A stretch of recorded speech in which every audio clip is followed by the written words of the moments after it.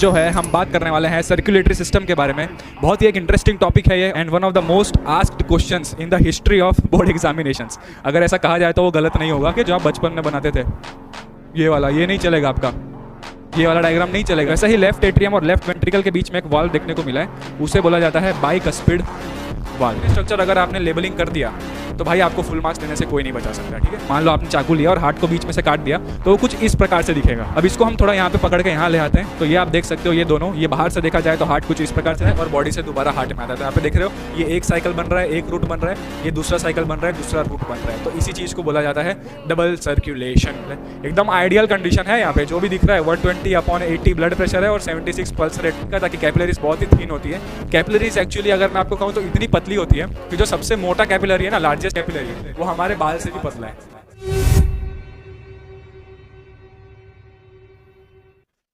Hello hello hello everyone, कैसे हैं आप लोग? I hope that you are all doing very well and welcome back to another lecture. आज जो है हम बात करने वाले हैं सर्कुलेटरी सिस्टम के बारे में। बहुत ही एक इंटरेस्टिंग टॉपिक है ये और यहाँ से हर साल कोई ना कोई सवाल तो पूछे जाते हैं, किसी भी एग्जाम को आप पकड़ लो। इससे पहले हमने जो है पिछले लेक्चर में रेस्पिरेटरी सिस्टम के बारे में कवर कर लिया था और अगर आपने अभी तक वो वीडियो नहीं देखा है तो यहाँ आई बटन पर ऊपर उसका लिंक आ रहा होगा और नीचे जो है डिस्क्रिप्शन पे सारे वीडियोस के लिंक दिए हुए हैं। So first please go check it out. आज का जो हमारा टॉपिक है वो सर्कुलेटरी सिस्टम के ऊपर होगा, जहाँ पे ह्यूमन हार्ट एक बहुत ही एक इंपॉर्टेंट और लेंथी टॉपिक है जिसको कवर करेंगे हम बहुत ही डिटेल में with the help of 3D animations also. So बिना किसी देरी के चलिए शुरू करते हैं आज का हमारा लेक्चर। मेरा नाम है नमन शर्मा और स्वागत है आपका अपने ही YouTube channel Excel Institute Foundation पर। सबसे पहले अगर हम देखें कौन से टॉपिक्स हम कवर करने वाले हैं, first we will see transport system in lower organisms, then we will move to human circulatory system जिसमें हम ह्यूमन हार्ट के बारे में बात करेंगे जो कि एक बहुत ही इंपॉर्टेंट टॉपिक है। ब्लड एंड ब्लड वेसल्स के बारे में हम डिस्कस करेंगे, blood pressure, lymph, transport in plants and we will discuss some of the questions, ठीक है। लिम्फ में से भी आजकल क्वेश्चन जो है वो पूछे जाते हैं, short question, just explain what is lymph. तो हम देखेंगे कि वो क्या होता है। सबसे पहले अगर हम बात करें सर्कुलेशन इन लोअर ऑर्गेनिजम्स की तो वहां पर जो है 4 तरीके के हमको हार्ट देखने को मिलेंगे, ठीक है। अब हार्ट का काम होता है ब्लड को पंप करना, तो जो छोटे ऑर्गेनिजम्स होते हैं उनमें भी हार्ट पाया जाता है और जो बड़े ऑर्गेनिजम्स होते हैं, छोटे बड़े की हम बात कर रहे हैं अकॉर्डिंग टू द डाइवर्सिटी, ठीक है। सो यहाँ पर अलग अलग तरीके के हार्ट देखने को मिलते हैं। कुछ सिंगल चेम्बर्ड हार्ट होते हैं जिसमें पूरे हार्ट में मात्र एक ही चेम्बर है, फिर डबल चेम्बर्ड हार्ट पाए जाते हैं, 3 चेम्बर्ड हार्ट पाए जाते हैं और सबसे एडवांस जो है वो 4 चेम्बर्ड हार्ट पाए जाते हैं। ओके, सबसे पहले हम देखते हैं कि सिंगल चेम्बर्ड हार्ट किन में देखने को मिलता है। तो सिंगल चेम्बर्ड हार्ट जो है वो इंसेक्ट्स में देखने को मिलता है, सिर्फ एक ही चेम्बर होता है इनके अंदर, ओनली 1 चेम्बर इज प्रेजेंट, ठीक है। अब एक ही चेम्बर प्रेजेंट है तो उसके कुछ डिसएडवांटेजेस होते हैं जो हम आगे डिस्कस करेंगे कि क्यों 4 चेम्बर होता है, 3 चेम्बर होता है। डबल चेम्बर्ड हार्ट जो है ये पाया जाता है फिशेस के अंदर, ठीक है। और फिशेस में अगर ये 2 चेम्बर है तो उसमें से 1 एट्रियम होगा, जो ऊपर वाला चेम्बर होता है उसको एट्रियम कहा जाता है, एंड 1 वेंट्रिकल प्रेजेंट होगा, जो नीचे वाला चेम्बर है उनको वेंट्रिकल्स कहा जाता है, ठीक है। 3 चेम्बर्ड हार्ट की अगर हम बात करें तो ये पाया जाता है एम्फीबियंस एंड रेप्टाइल्स के अंदर। आपको पता होगा एम्फीबियंस जो है ऐसे एनिमल्स होते हैं जो कि लैंड में भी रह सकते हैं और पानी में भी रह सकते हैं, और रेप्टाइल्स में ऐसे एनिमल्स आते हैं जो कि रेंगते हैं, ठीक है, जो क्रॉल करते हैं, जैसे कि क्रोकोडाइल्स हो गए, लिजर्ड हो गए, स्नेक्स हो गए, दे आर ऑल रेप्टाइल्स। तो इनके अंदर जो है वो 3 चेम्बर्ड हार्ट पाया जाता है जिसमें 2 एट्रियम होते हैं, ऊपर के जो चेम्बर है वो 2 होते हैं और 1 वेंट्रिकल प्रेजेंट होता है, यानी कि 2 अपर चेम्बर एंड 1 लोअर चेम्बर। एक एक्सेप्शन इसमें है बहुत ही इंपॉर्टेंट, जो कि है क्रोकोडाइल। यस, क्रोकोडाइल, ठीक है, मगरमच्छ। तो क्रोकोडाइल के पास 4 चेम्बर्ड हार्ट प्रेजेंट होता है। हाँ, ये एक एक्सेप्शन है कि बाकी सारे के सारे रेप्टाइल्स के पास 3 चेम्बर्ड हार्ट होता है, मगर क्रोकोडाइल एक ऐसा एकमात्र रेप्टाइल है जिसके पास 4 चेम्बर्ड हार्ट होता है। और फिर आता है सबसे एडवांस जो कि है 4 चेम्बर्ड हार्ट, हमारे पास ये प्रेजेंट होता है और बर्ड्स के पास प्रेजेंट होता है, एव्स यानी कि बर्ड्स और मैमल्स जिसमें हम भी आते हैं, ठीक है। सो एव्स एंड मैमल्स के पास प्रेजेंट होता है 4 चेम्बर्ड हार्ट जिसमें 2 अपर चेम्बर होते हैं जिनको एट्रियम कहा जाता है और 2 लोअर चेम्बर होते हैं जिनको वेंट्रिकल्स कहा जाता है। इसका बहुत ही एक एडवांटेज है कि जितने ज़्यादा चेम्बर होंगे, 1 से 2 जो है वो एक एडवांटेज होगा, 2 से 3 एक एडवांटेज होगा, 3 से 4 अलग एडवांटेज होगा, हम देखेंगे वो सब क्या है। सो ये जो है सर्कुलेटरी सिस्टम प्रेजेंट होता है लोअर ऑर्गेनिजम्स में, single, double, 3 and 4 chambered hearts. Next हम लोग देखें टाइप्स ऑफ सर्कुलेटरी सिस्टम में, तो 2 तरीके के सर्कुलेटरी सिस्टम पाए जाते हैं, एक होता है सिंगल सर्कुलेटरी सिस्टम और दूसरा होता है डबल सर्कुलेटरी सिस्टम। अब इसका मतलब क्या होता है? सिंगल सर्कुलेटरी सिस्टम में जैसा कि नाम में ही सिंगल है तो यहाँ पे single route is present, single route या सर्किट आप बोल सकते हो, जैसे इलेक्ट्रिसिटी में सर्किट्स होते हैं वैसे यहाँ पर सिंगल रूट या circuit is present for blood flow, ठीक है। यहाँ पर एक ही सर्किट या एक ही रूट होता है ब्लड फ्लो करने के लिए, और जो ब्लड है, blood travels through the heart only once. अगर एक बार सर्कुलेशन हो रहा है तो ब्लड जो है वो हार्ट के थ्रू सिर्फ एक ही बार पास होता है, ठीक है। इस तरीके के सर्कुलेशन को सिंगल सर्कुलेटरी सिस्टम कहा जाता है, और इनके एग्जांपल्स ये पाए जाते हैं फिशेस में, ठीक है। फिशेस में जो है सिंगल सर्कुलेटरी सिस्टम पाया जाता है। नेक्स्ट जो बहुत ही इंपॉर्टेंट है वो है double circulatory system. Double circulatory system में जस्ट इसका ऑपोजिट होगा, there will be two routes या two circuits for the flow of blood. यहां पर ब्लड को फ्लो करने के लिए दो अलग अलग सर्किट हैं, और ब्लड जो है वो हार्ट से दो बार पास होकर जाता है, सिंगल ब्लड, ठीक है। Blood travels through the heart twice, इसलिए इसको जो है वो डबल सर्कुलेटरी सिस्टम कहा गया है। अब ये सब का मतलब क्या है वो जब हम आगे ह्यूमन हार्ट पढ़ेंगे, उसका पूरा स्ट्रक्चर पढ़ेंगे, तब हमें समझ आएगा। एग्जांपल्स की बात करें डबल सर्कुलेटरी सिस्टम, तो मैमल्स में डबल सर्कुलेटरी सिस्टम जो है वो पाया जाता है, और हम ह्यूमन सर्कुलेटरी सिस्टम भी पढ़ने वाले हैं, तो ह्यूमंस जो है वो उसी के अंदर आ जाते हैं, ठीक है। सो दो तरीके के सर्कुलेटरी सिस्टम होते हैं, single circulatory system and double circulatory system. आगे अगर हम बढ़ें तो हम देखते हैं सबसे पहले ट्रांसपोर्टेशन इन ह्यूमंस के ऊपर, ठीक है। तो हम लोग ट्रांसपोर्टेशन इन ऑर्गेनिज्म की बात कर रहे हैं। लोअर ऑर्गेनिज्म हमने कवर कर लिया, single double triple chambered heart जिनके पास प्रेजेंट था। अब हम आते हैं सबसे मेन टॉपिक में, जो है हमारा ह्यूमन सर्कुलेटरी सिस्टम के बारे में। तो सर्कुलेटरी सिस्टम क्या होगा, यहाँ पे भी अगेन सिस्टम वर्ड यूज हुआ है, इसका मतलब कि बहुत सारे ऑर्गन्स जो है वो इन्वॉल्व होंगे। यहाँ पे आप देख रहे हो सेंटर में हार्ट प्रेजेंट है, और हार्ट के साथ साथ बहुत सारे यहाँ पे ब्लू और रेड कलर के कुछ पाइपलाइंस जैसे स्ट्रक्चर हमको देखने को मिल रहे हैं, जिसको ब्लड वेसल्स कहा जाता है। तो अगर हम बात करें कि सर्कुलेटरी सिस्टम के ह्यूमंस में क्या क्या कंपोनेंट्स पाए जाते हैं, तो चार तरीके के ये कंपोनेंट्स जो है वो हमारे सर्कुलेटरी सिस्टम में होते हैं। सबसे पहला कंपोनेंट जो आपने अभी देख ही लिया वो है ब्लड। दूसरा कंपोनेंट होता है very important, that is heart, blood vessels and lymph, ठीक है। अगर मैं ब्लड की बात करूं तो ब्लड में भी अलग अलग तरीके के कंपोनेंट्स होते हैं। आपने लोअर क्लास में पढ़ा ही है 9th स्टैंडर्ड में कि ब्लड में एक तो प्लाज्मा पाया जाता है जो कि सबसे ज़्यादा मात्रा में होता है।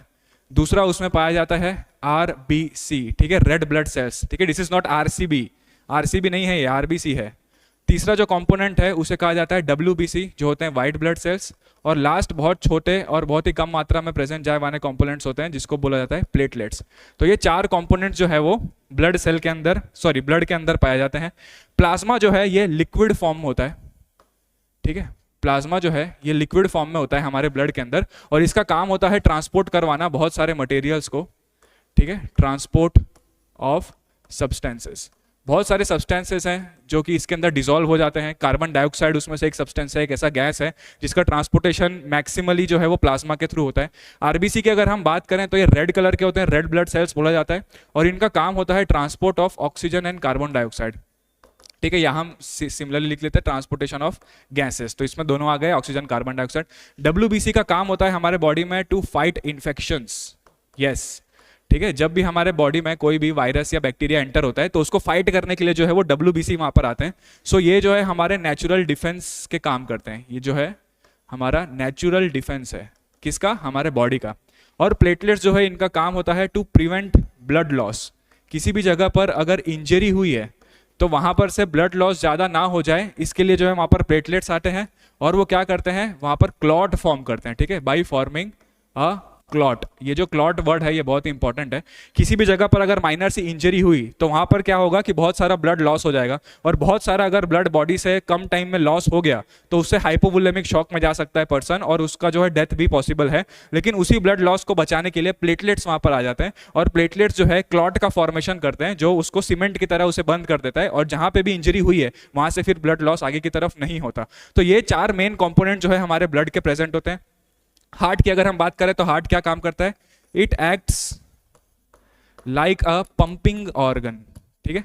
इसका काम कुछ नहीं है, हार्ट का काम होता है बस जो भी ब्लड हमारे बॉडी में प्रेजेंट है उसको पंप करना पूरे बॉडी में, ठीक है। अब पंप करना पड़ेगा तो पंप से बहुत सारे पाइपलाइन भी लगाने पड़ेंगे। अगर आपको आपके घर का अगर स्ट्रक्चर पता हो तो वहां पर टैंक होता है एक, और टैंक में पानी भरा होता है, ठीक है, और एक पंप होता है जो कि वो पानी को टैंक तक चढ़ाता है। अब टैंक और जो हमारा पंप है उसके बीच में हवा तो नहीं होगी, उसके बीच में कोई ना कोई पाइप हमें लगाना पड़ेगा, पूरा पाइपलाइन हमारे घर पर बिछाना पड़ेगा जिसमें कि वो पानी पूरा फ्लो कर सके। सिमिलरली हार्ट जो है वो तो पंप है, उसके अंदर जो पानी बह रहा है वो तो ब्लड है, लेकिन पाइपलाइंस का क्या, पाइपलाइंस को बोला जाता है ब्लड वेसल्स, ठीक है। दे फॉर्म नेटवर्क,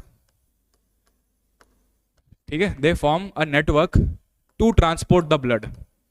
ये जो है पाइपलाइन की तरह काम करते हैं और हमारे बॉडी में ब्लड को ट्रांसपोर्ट करवाने के लिए ब्लड वेसल्स पाए जाते हैं। अलग अलग तरीके के ब्लड वेसल पाए जाते हैं, आर्टरीज, वेन्स, ठीक है, एंड कैपिलरीज। ये 3 तरीके के मेन ब्लड वेसल्स है जो हमारे बॉडी में पाए जाते हैं। लिम्फ जो है एक डिफरेंट टाइप का फ्लूइड है, it is a colourless fluid. इसके बारे में हम लास्ट में डिस्कस करने ही वाले हैं डिटेल में। ये भी एक टाइप का फ्लूइड है जो हमारे सर्कुलेटरी सिस्टम में प्रेजेंट होता है और ये कलरलेस होता है। जैसे कि हमारा प्लाज्मा है वो येलो कलर का होता है, थोड़ा सा आरबीसी जो है ब्लड जो है वो रेड कलर का होता है, वैसे इस लिम्फ का कोई एज सच कलर प्रेजेंट नहीं होता। उसके बारे में हम देखेंगे। तो these are the main 4 components of our human circulatory system. अब अगर हम आगे बढ़े, सबसे पहले हम ब्लड की बात करते हैं। तो हमारा जो रेड ब्लड सेल है ह्यूमन का, वो कुछ इस प्रकार दिखता है, आपको पता ही होगा, 9th में हम पढ़ चुके हैं डिफरेंट टाइप्स ऑफ सेल्स। और इसका शेप अगर आप बोलो तो कैसा शेप है, ये एक ह्यूमन आरबीसी है, ठीक है, this is a human red blood cell.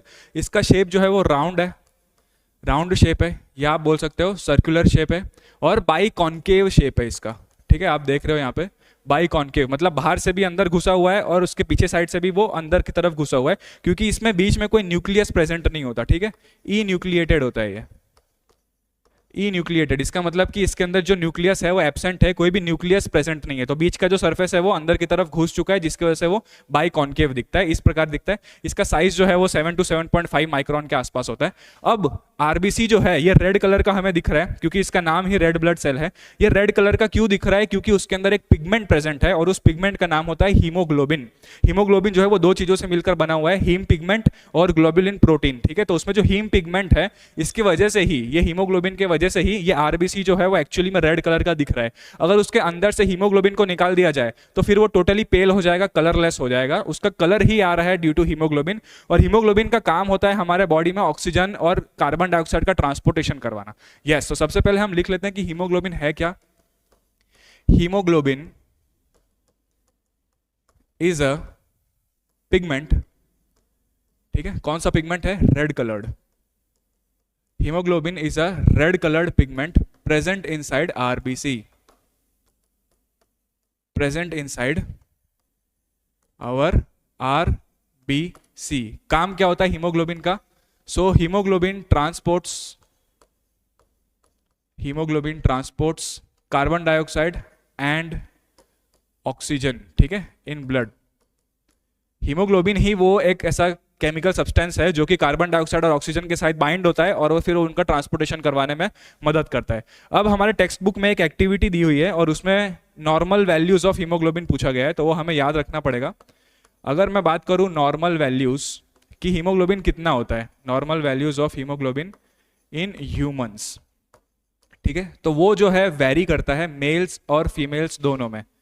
अगर मैं मेल्स की बात करूं और फीमेल्स की बात करूं तो दोनों में जो नॉर्मल हीमोग्लोबिन है वो डिफरेंट है। फीमेल में थोड़ा कम होता है, ठीक है, because of many reasons, physiological reasons, और मेल में थोड़ा सा वो ज़्यादा होता है। मेल की अगर हम बात करें तो मेल में प्रेजेंट होता है 14 to 17 ग्राम ऑफ हीमोग्लोबिन पर 100 ml ऑफ ब्लड, ठीक है।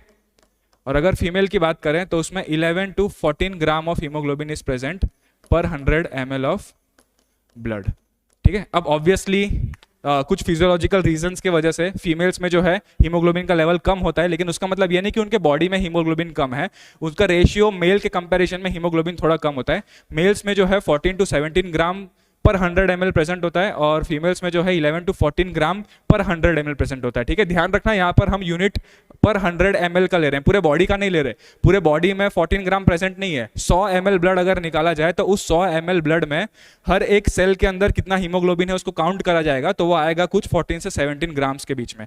अगर इसकी वैल्यू बहुत ही ज्यादा कम हो गई, ठीक है, तो उसे बोला जाता है एक बीमारी जिसका नाम होता है anaemia. Decrease in the number of hemoglobin is known as anemia। ये जो है एक बीमारी है जिसमें हीमोग्लोबिन का कॉन्सेंट्रेशन बॉडी में बहुत ज़्यादा घट जाता है और इसकी वजह से जो है बॉडी का ऑक्सीजन ट्रांसपोर्ट करने का जो कैपेसिटी है वो भी घट जाता है, तो जिसकी वजह से काफ़ी सारे कॉम्प्लिकेशंस आते हैं and that condition is known as anaemia. ठीक है, तो ये कुछ डिटेल्स जो है एनसीईआरटी में पूछा गया था एक्टिविटी में, तो वो हमने क्लियर कर लिया कि हीमोग्लोबिन क्या होता है और उसकी नॉर्मल वैल्यू कितनी होती है। अब अगर हम आगे बढ़ें तो नेक्स्ट जो हमारा टॉपिक है वो है ह्यूमन हार्ट। ठीक है, very important and one of the most asked questions in the history of board examinations. अगर ऐसा कहा जाए तो वो गलत नहीं होगा कि ह्यूमन हार्ट जो है काफ़ी इंपॉर्टेंट एक फेवरेट टॉपिक होता है एग्जामिनर का, और यहाँ से काफ़ी सारे क्वेश्चंस बनते हैं क्योंकि ये टॉपिक इतना ही ज़्यादा इंटरेस्टिंग है और उतना ही ज़्यादा कॉम्प्लिकेटेड है अगर हम उसे समझने जाएँ डिटेल में तो, लेकिन बहुत ही आसान है। मैं आपको एकदम आसान भाषा में समझा दूंगा, सब कुछ आपको आज समझ में आ जाने वाला है। ये आपको जो स्ट्रक्चर दिख रहा है वो हमारे ह्यूमन हार्ट का स्ट्रक्चर है। अब कुछ लोग बोलेंगे कि ह्यूमन हार्ट का डायग्राम अगर बनाया जाए तो कैसा होता है डायग्राम, तो आपको वो वाला डायग्राम नहीं बनाना है, ठीक है, जो आप बचपन में बनाते थे, ये वाला, ये नहीं चलेगा आपका, ये वाला डायग्राम नहीं चलेगा। ठीक है, आपको एक एनाटॉमिकल और फिजियोलॉजिकल डायग्राम बनाना पड़ेगा ह्यूमन हार्ट का। ओके, अब अगर हम सबसे पहले लोकेशन की बात करें तो ऑब्वियसली ह्यूमन हार्ट हमने रेस्पिरेटरी सिस्टम में देखा था कि हमारे लंग्स में जो लेफ्ट वाला लंग होता है उसमें एक नॉच प्रेजेंट होता है जिसको कार्डियक नॉच कहा जाता है, और वो दोनों लंग्स के बीच में जो है हमारा हार्ट प्रेजेंट होता है। यहाँ पर आप देख सकते हो, यहाँ पर एक ह्यूमन बॉडी है जिसके चेस्ट को यहाँ पे ओपन किया गया है, ये रिब्स हैं, उन रिब्स को काटा गया पहले और रिब्स को हटाया गया, इसके ऊपर रिब केज होता है, और जब उसको हटाया गया तो हमें दिख रहा है कि ये दोनों जो पिंक वाले स्ट्रक्चर हैं वो हमारे लंग्स हैं, ये हमारा लेफ्ट लंग है और ये हमारा राइट लंग है, और दोनों के बीच में एक कैविटी प्रेजेंट है, एक जगह प्रेजेंट है जिसको हम कहते हैं मीडियास्टिनम, ठीक है, या मीडियास्टिनल कैविटी, और वहां पर हमारा हार्ट जो है वो प्रेजेंट होता है। अब यहाँ पे आप ध्यान से देखो, हार्ट जो है वो एकदम मिड लाइन में प्रेजेंट है हमारे बॉडी के। अगर यहाँ पे एक सीधा लाइन बना दिया जाए तो मिड लाइन में ही हार्ट प्रेजेंट होता है,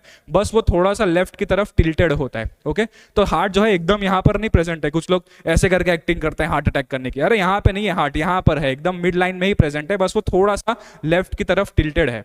अब अगर इसमें से लंग्स को हटा दिया जाए तो हमें क्लियरली दिखेगा कि हार्ट कैसे प्रेजेंट है हमारे थोरैसिक कैविटी में। ये नीचे जो आपको दिख रहा है मसल, ये क्या है? वेरी गुड, ये डायफ्राम है, ठीक है, जो कि लंग्स के नीचे प्रेजेंट होता है। ठीक है, याद है ना, यहाँ पर लंग्स प्रेजेंट है, जो डायफ्राम उसको रेस्पिरेशन करने में मदद करता है, उसको हटा दिया जाए तो ये थोरैसिक कैविटी है, ये हमारा हार्ट है। ये पूरा का पूरा जो दिख रहा है आपको, ये पूरा रिब केज है और उसके बीच के इंटरकोस्टल मसल्स प्रेजेंट है। इसमें भी अगर हार्ट को काट दिया जाए बीच में से, मान लो आपने चाकू लिया और हार्ट को बीच में से काट दिया, तो वो कुछ इस प्रकार से दिखेगा। ठीक है, हमने क्या किया, ये जो हार्ट है उस हार्ट को ऊपर से नीचे की तरफ काटा और उसको खोल दिया, तो वो हार्ट जो है कुछ हमें इस प्रकार से दिखेगा। और जब भी हमको एग्जाम में हार्ट का डायग्राम पूछा जाए तो हमें ये वाला डायग्राम बनाना है। ठीक है, ये वाला डायग्राम बनाएंगे तो हमें मार्क्स नहीं मिलने वाले, क्योंकि उसमें चेंबर्स क्या है, अंदर के कितने वाल्स है वो हमको देखने को नहीं मिल रहे। तो हमको जो है क्रॉस सेक्शन बनाना पड़ेगा हार्ट का। अब इसको हम थोड़ा यहाँ पे पकड़ के यहाँ ले आते हैं, तो ये आप देख सकते हो, ये दोनों, ये बाहर से देखा जाए तो हार्ट कुछ इस प्रकार से दिखता है, और अंदर से काट कर देखा जाए तो हार्ट का स्ट्रक्चर कुछ इस प्रकार हमें देखने को मिलता है। अब यहाँ पर आप देखिए कि हार्ट के ऊपर भी अगर बाहर से देखा जाए तो आपको ये कोनिकल शेप का दिख रहा होगा। क्या शेप है इसका? कोनिकल। ठीक है, कोनिकल बोला जाए तो कोन जैसा, लेकिन कोन तो ऐसा होता है, तो उसको इन्वर्टेड कोनिकल बोलते हैं। अगर आप कोन को पकड़ के उल्टा कर दो तो उसका जो भी शेप होगा वो हमारे हार्ट का शेप होता है। तो एक्चुअली ये वाला जो पार्ट है इसे एपेक्स कहा जाता है, मतलब ये टॉप वाला पोर्शन है, और ये वाला जो पार्ट है, ये वाला जो एक्सिस है, इसको बेस कहा जाता है। ठीक है, this is very important. Heart में ये नीचे वाला पार्ट बेस नहीं है, नीचे वाला पार्ट एपेक्स है, वो टॉप का पोर्शन है, और जो ऊपर वाला पार्ट है उसको एक्चुअली में बेस कहा जाता है, क्योंकि ये कोन कैसा है, इन्वर्टेड कोन है। तो कोन को अगर आप उल्टा कर दो तो उसका जो टिप है वो नीचे चला जाएगा, वैसे यहाँ पर जो टिप है, जो एपेक्स है, वो नीचे की तरफ है, और जो बेस है वो ऊपर की तरफ है। ठीक है, अब आप देख रहे होगे कि बहुत सारे ब्लड वेसल्स दिखने को मिल रहे हैं हमारे हार्ट में। हमारे हार्ट का फंक्शन क्या है कि वो ब्लड को पंप करता है ताकि पूरे बॉडी में जितने भी ऑर्गन्स हैं उन सबको ब्लड पहुंच सके। लेकिन हार्ट खुद भी तो अपने आप में एक ऑर्गन है ना भाई, हार्ट को भी तो ब्लड चाहिए अपने आप को जिंदा रखने के लिए, अपने आप को फंक्शनिंग करवाते रहने के लिए। तो हार्ट को ब्लड कौन देगा? अगर हार्ट सबको ब्लड दे रहा है तो हार्ट को ब्लड कौन देगा? तो यहाँ पर कुछ ब्लड वेसल्स जो है वो हार्ट में से ही निकलते हैं और वो हार्ट के मसल्स को ब्लड ट्रांसपोर्ट करते हैं। हार्ट आपको पता है मसल्स का बना हुआ है, कार्डियक मसल का, और ये जो वेसल्स है इनको बोला जाता है कोरोनरी आर्टरी। ठीक है, क्या बोला जाता है इन्हें? Coronary artery. क्या है कोरोनरी आर्टरी? वो ऐसे ब्लड वेसल है जो हार्ट को ब्लड सप्लाई करते हैं। ठीक है, ये वाला जो है हमारा वो लेफ्ट कोरोनरी आर्टरी है, वैसे यहाँ पर हमारा राइट कोरोनरी आर्टरी होता है। अगर कभी कभार ये कोरोनरी आर्टरी में कुछ ब्लॉक हो गया तो क्या होगा, हार्ट को आगे फिर ब्लड नहीं मिलेगा और हार्ट के मसल्स खुद डैमेज हो जाएंगे। उसी कंडीशन को हम मायोकार्डियल इन्फेक्शन कहते हैं, इन्फॉक्शन, उसको ही कार्डियक अरेस्ट कहते हैं, उसको ही हम लोग हार्ट अटैक कहते हैं। ठीक है, अगर ये कोरोनरी आर्टरी में ब्लॉकेज हो गया तो। फिर हम देखते हैं क्रॉस सेक्शन। ये क्रॉस सेक्शन जो है हमारे लिए बहुत इंपॉर्टेंट है, क्योंकि जब हम डायग्राम ड्रॉ करेंगे तो हमको इस क्रॉस सेक्शन के फॉर्म में ही डायग्राम को ड्रॉ करना है। अब देखते हैं आगे कि हमारा डायग्राम कैसा होगा। ये वही डायग्राम है जो हमें हमारे एग्जाम में ड्रॉ करना रहेगा। ये वही डायग्राम है जो पीछे यहाँ पर हमको क्रॉस सेक्शन दिख रहा था, उसको बहुत ही एक आसान तरीके से यहाँ पे बनाया गया है। एनसीईआरटी में जो डायग्राम है वो काफी कंफ्यूजिंग डायग्राम है, इवन वो एनाटॉमिकली करेक्ट भी नहीं है। ऊपर से कुछ आ रहा है, नीचे से कुछ आ रहा है, कौन सा पाइपलाइन कहाँ जा रहा है वहाँ पे क्लियरली शो नहीं हो रहा। उससे अच्छा है कि आप ये वाला डायग्राम अच्छे से देख लो और इसको बनाएंगे हम।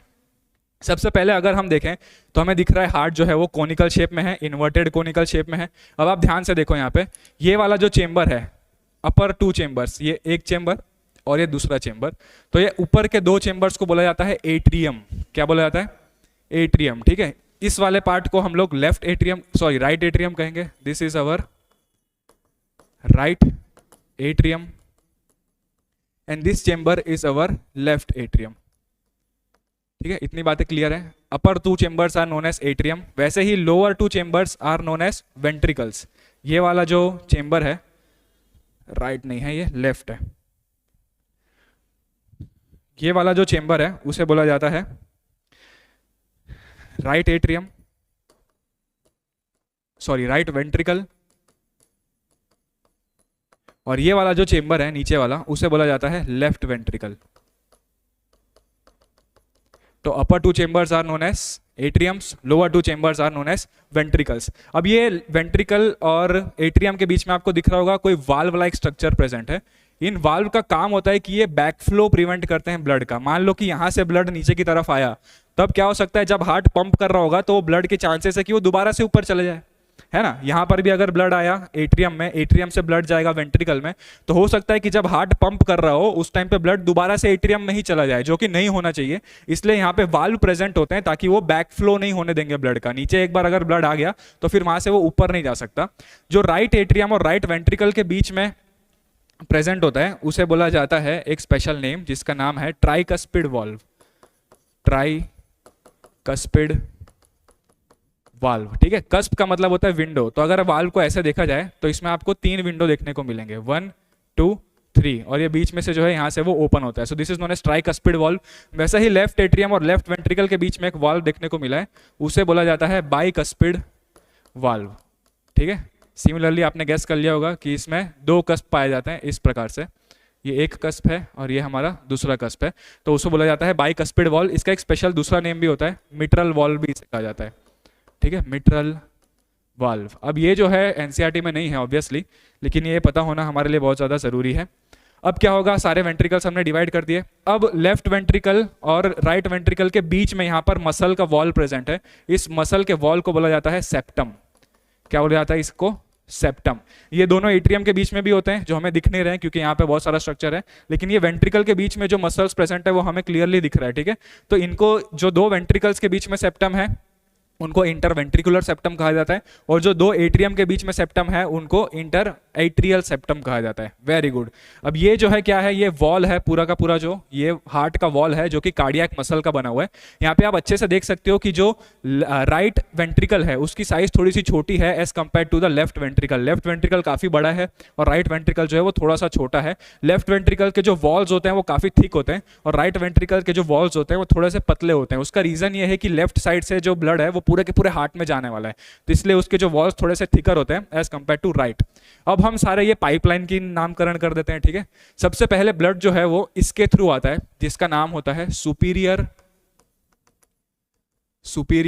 Vena cava.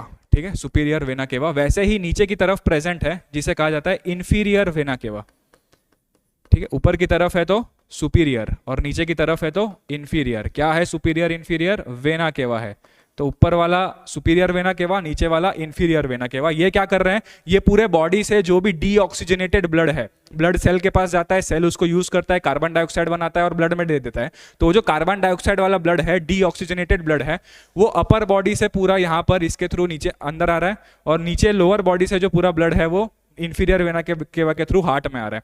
अब यहाँ पे आपने एक चीज नोटिस किया होगा कि हार्ट में यहाँ पे मैंने 2 कलर किए हुए हैं। एक साइड जो है वो पूरा ब्लू कलर का है, दूसरा साइड जो है वो पूरा रेड कलर का है।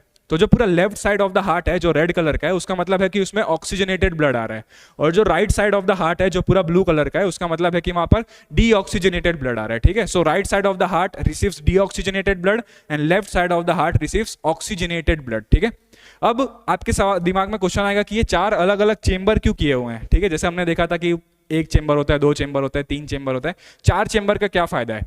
तो हमारा जो बॉडी है, हम मैमल्स में आते हैं और हमको बहुत ज्यादा एनर्जी चाहिए हमारा काम करने के लिए। इनफैक्ट जो बर्ड्स होते हैं वो भी इसी कैटेगरी में आते हैं, फोर्थ चेंबर हार्ट में। तो हमारे अंदर अगर ऑक्सीजनेटेड ब्लड और डीऑक्सीजनेटेड ब्लड मिक्स हो जाएगा तो हमें उतना प्रॉपर ऑक्सीजन नहीं मिल पाएगा हमारे सेल को कि वो अच्छे से रेस्पिरेशन करके एनर्जी का प्रोडक्शन करवा सके। इसलिए क्या होता है कि भगवान ने हमको चार अलग अलग चेंबर दे दिए कि एक साइड पूरा ऑक्सीजनेटेड ब्लड फ्लो करेगा, दूसरे साइड पूरा डीऑक्सीजनेटेड ब्लड फ्लो करेगा, और उसमें मिक्सिंग नहीं होगा दोनों ब्लड का, तो हमें प्योर ऑक्सीजन मिलेगा और हम ज्यादा एनर्जी जो है वो उससे बना पाएंगे। ये उसका रीजन है। ठीक है, अब हम देखते हैं, हाँ, superior vena cava, inferior vena cava हो गया। यहाँ से ब्लड आया कहाँ पर, राइट एट्रियम में आया। यहाँ से ब्लड आया राइट एट्रियम में। राइट एट्रियम से जो ब्लड है वो फ्लो करेगा राइट वेंट्रिकल में। किसके थ्रू फ्लो करेगा, वो बाई ट्राइकस्पिड वाल्व के थ्रू फ्लो करेगा। और ये जब दोबारा से पंप करेगा तो यहाँ से जो ब्लड है डीऑक्सीजनेटेड ब्लड, मैं ब्लू कलर ले लेता हूँ तो आपको समझ आएगा, डीऑक्सीजनेटेड ब्लड की बात हो रही है। यहाँ पर जो भी डीऑक्सीजनेटेड ब्लड आएगा वो यहाँ से मूव करेगा इनटू दिस ट्यूब। ठीक है, और यहाँ से फिर वो जाएगा टुवर्ड्स द लंग्स। ठीक है, लंग्स में क्यों जाएगा सर, क्योंकि लंग्स में ऑक्सीजनेशन करना है ना इसका। ये डीऑक्सीजनेटेड ब्लड है तो उसमें ऑक्सीजन भरना पड़ेगा हमको, और ऑक्सीजन कहाँ से आ रहा है, एटमॉस्फेयर से आ रहा है। कहाँ तक जा रहा है, लंग्स तक जा रहा है। तो ये जो पूरा का पूरा ब्लड है वो लंग्स में जाएगा हमारे। तो हम देखते हैं कि इनका नामकरण क्या किया जाए। ये वाले जो ट्यूब्स हैं इनको बोला जाता है पल्मोनरी आर्टरी। ठीक है, कौन सा, ये वाला ट्यूब, इसका नाम है पल्मोनरी आर्टरी। वैसे ये वाला भी जो ट्यूब है इसका भी नाम क्या है, पल्मोनरी आर्टरी। वो जो है राइट पल्मोनरी आर्टरी है, वैसे ही ये जो होगा वो लेफ्ट पल्मोनरी आर्टरी होगा। पल्मोनरी आर्टरी क्या कर रहा है, डीऑक्सीजनेटेड ब्लड को लेकर जा रहा है to the lungs. Very good. ये वाला जो ट्रंक दिख रहा है आपको, ऐसा जो नीचे की तरफ मुड़ रहा है ना पल्मोनरी आर्टरी का पार्ट, उसको पल्मोनरी ट्रंक कहा जाता है, और उसको भी जो है गार्ड किया जाता है बाय अ वाल्व। इसका नाम हम नहीं भी लिखेंगे तो इट इज इनफ, लेकिन आपको याद होना चाहिए, जो हाथी की सूंड होती है इस तरह से होती है ना सूंड, वैसे यहाँ पर ये जो पल्मोनरी आर्टरी है उसकी भी सूंड इस तरफ से दिख रही है, तो उसको भी कहा जाता है पल्मोनरी ट्रंक। अब अगर हम बात करें लंग्स में, कि लंग्स में वो गया, लंग्स में ऑक्सीजनेशन हो गया, कार्बन डाइऑक्साइड ले लिया लंग्स ने, ऑक्सीजन दे दिया ब्लड को। अब जो ऑक्सीजन वाला ब्लड है वो लंग्स से कहाँ आएगा, left side of the heart में आएगा। किसके थ्रू आएगा, वो इसके थ्रू आएगा। इसके थ्रू जो है ऑक्सीजनेटेड ब्लड आ रहा है। वैसे यहाँ पर भी दो प्रेजेंट है। कहाँ से आ रहा है, ये लंग्स के थ्रू आ रहे हैं, और ये दोनों जो है वो ओपन हो रहे हैं into the left atrium. Left atrium से वो ऑक्सीजनेटेड ब्लड जाएगा कहाँ पर, लेफ्ट वेंट्रिकल में। लेफ्ट वेंट्रिकल और लेफ्ट एट्रियम के बीच में क्या प्रेजेंट है, बाइकस्पिड वॉल्व प्रेजेंट है। यहाँ से जो ब्लड है वो कहाँ फ्लो करेगा, इनटू द ये वाला ट्रंक। ये भी एक ट्रंक है, इसे बोला जाता है अयोर्टा।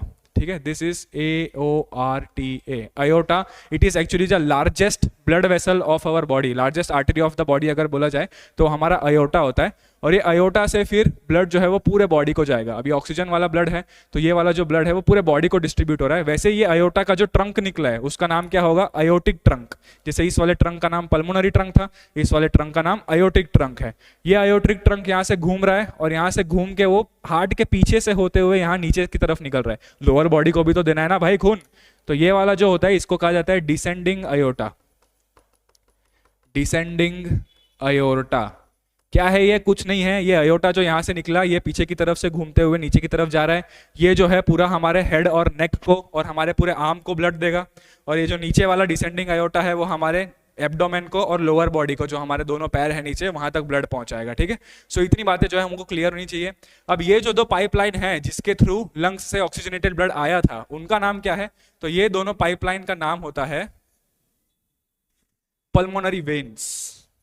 Pulmonary veins. ठीक है, अब मैं आपको एक इंटरेस्टिंग बात बताऊंगा जो आपको याद रखना है, ध्यान से सुनना। वैसे यहां पर भी है पल्मोनरी वेन्स। ठीक है, आर्टरीज और वेन्स जो होता है ना, इसका हम डिफरेंस आगे देखेंगे क्या होता है, लेकिन मैं थोड़ा सा आपको हिंट दे दूं तो आर्टरीज ऐसे ब्लड वेसल होते हैं जो ब्लड को हार्ट से दूर लेकर जाते हैं, और वेन्स ऐसे ब्लड वेसल्स होते हैं जो ब्लड को हार्ट के तरफ लेकर आते हैं, पूरे बॉडी में से इकट्ठा करके हार्ट के तरफ लेकर आते हैं। तो जो हार्ट से दूर लेके जा रहा है उसको आर्टरी कहा जाता है, और जो हार्ट की तरफ खून लेकर आ रहा है उनको वेन्स कहा जाता है। ठीक है, लेकिन एक किसी किसी जगह पर बुक्स में ऐसा लिखा जाता है कि आर्टरीज जो है वो मोस्टली ऑक्सीजनेटेड ब्लड कैरी करते हैं और वेन्स जो है वो मोस्टली डीऑक्सीजनेटेड ब्लड कैरी करते हैं। लेकिन हम आर्टरीज और वेन्स का जो क्लासिफिकेशन है वो इस बेसिस पर नहीं करते कि वो कौन सा ब्लड कैरी कर रहा है। हम आर्टरीज और वेन्स का क्लासिफिकेशन इस बेसिस पर करते हैं कि वो ब्लड कहाँ लेकर जा रहा है, हार्ट से दूर लेकर जा रहा है कि हार्ट की तरफ लेकर आ रहा है।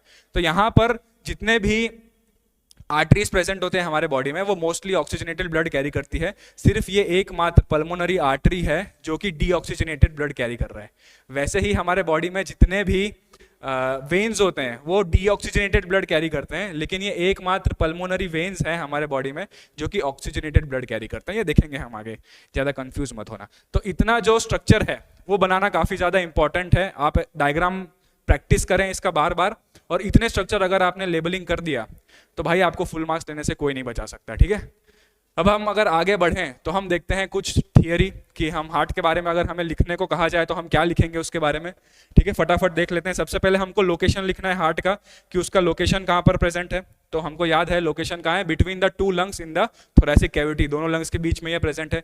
साइज की बात करें तो इसका size almost to the size of the closed fist होता है, ठीक है। ये फर्स्ट नहीं है, फिस्ट है। फिस्ट मतलब अगर मुट्ठी बना दिया जाए तो वो मुट्ठी को यहाँ पर अगर हम रख दें क्लोज्ड फिस्ट को, तो ऑलमोस्ट लगभग उतना ही जो है हार्ट का साइज प्रेजेंट होता है ह्यूमंस में। फंक्शन क्या है हार्ट का, टू पंप द ब्लड। अब अगर स्ट्रक्चर को एक्सप्लेन करना हो, ठीक है भाई, ये तो डर लग रहा है मुझे इसको देख के। ये हार्ट देखो यहाँ पे आपको दिख रहा है किस तरीके से पंप कर रहा है, वही क्रॉस सेक्शन है। अब उसको फंक्शनिंग कर दिया हमने, ठीक है, काम कर रहा है वो। तो ऐसे होता है हमारे बॉडी के अंदर। स्ट्रक्चर ऑफ द हार्ट की अगर हम बात करें, human heart has 4 chambers to prevent the mixing of the blood, बहुत इंपॉर्टेंट पॉइंट है। upper 2 chambers are called atriums and the lower 2 chambers are known as ventricles। तो जो ऊपर के 2 चेंबर होते हैं उनको एट्रियम कहा जाता है, और जो नीचे के 2 चेंबर्स प्रेजेंट होते हैं उनको क्या कहा जाता है, वेंट्रिकल्स कहा जाता है। वो हमने क्लियर कर लिया था। since the ventricles have to pump blood to the whole body, their walls are thicker and stronger। तो जो हमारा लेफ्ट वेंट्रिकल्स होते हैं, लेफ्ट वेंट्रिकल और राइट वेंट्रिकल, उसके वॉल को अगर देखा जाए तो वो थिकर होता है as compare to upper 2 chambers atrium, क्योंकि वेंट्रिकल्स को पूरे ब्लड को हमारे बॉडी में पहुंचाना है, ठीक है। Right side of the heart receives deoxygenated blood and the left side of the heart receives oxygenated blood. तो राइट साइड में डीऑक्सीजनेटेड ब्लड आता है, लेफ्ट साइड पर ऑक्सीजनेटेड ब्लड आता है। valves are present between atrium and ventricles to prevent the backflow of the blood, and the tricuspid valve is the valve which is present between right atrium and right ventricle, and bicuspid valve is the valve which is present between left atrium and left ventricle। तो ये याद रखना चाहिए आपको। pulmonary trunk and aortic trunk are also guided by the valves। Trunk क्या होते हैं, जहां से पल्मोनरी आर्टरी शुरू हो रहा है उसको पल्मोनरी ट्रंक बोलते हैं, जहां से अयोटा शुरू हो रहा है उसको अयोटिक ट्रंक बोलते हैं। और हमने पीछे यहाँ पर देखा था कि पल्मोनरी ट्रंक और अयोटिक ट्रंक ये दोनों के बीच में भी वाल्व प्रेजेंट है, ताकि एक बार अगर ब्लड ऊपर चला गया तो दोबारा से नीचे नहीं आना चाहिए, बैकवर्ड फ्लो नहीं होना चाहिए ब्लड का।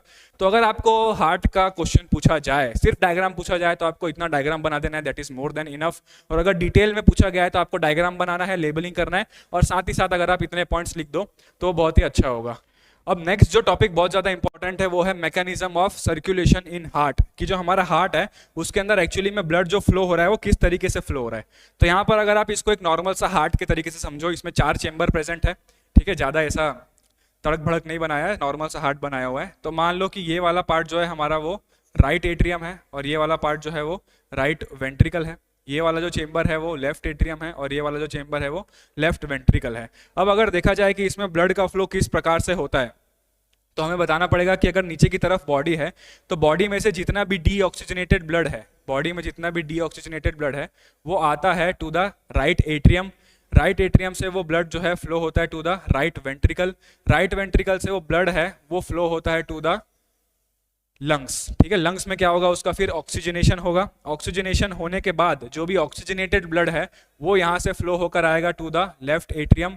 लेफ्ट एट्रियम से वो ब्लड फ्लो होगा टू द लेफ्ट वेंट्रिकल, और लेफ्ट वेंट्रिकल से फिर जो ऑक्सीजनेटेड ब्लड है वो जाएगा टू द होल बॉडी, ताकि बॉडी जो है उसको यूज कर सके। अब यहाँ पर हमको नामकरण भी करना पड़ेगा कि कौन से वेसल का क्या नाम है। सो बॉडी से जो भी डीऑक्सीजनेटेड ब्लड आ रहा है वो किसके थ्रू आ रहा है, वो सुपीरियर, ठीक है, और इंफीरियर वेना केवा के थ्रू आ रहा है।